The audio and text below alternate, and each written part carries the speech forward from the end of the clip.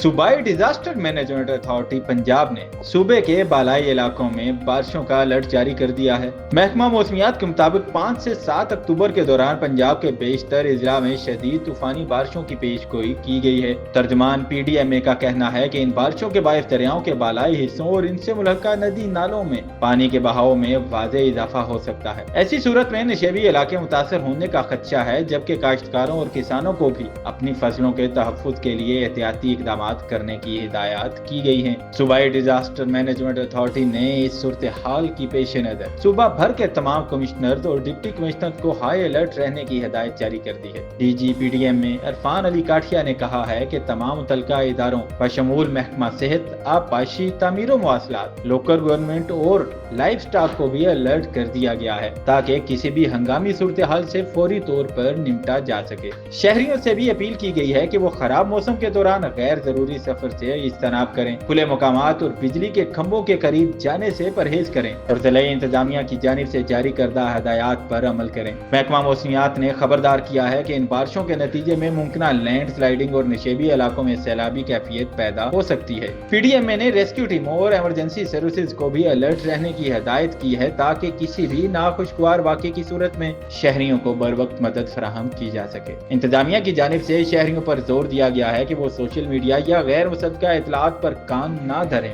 बल्कि सिर्फ सरकारी ज़राए और मुस्तनद इदारों की हिदायत पर अमल करें।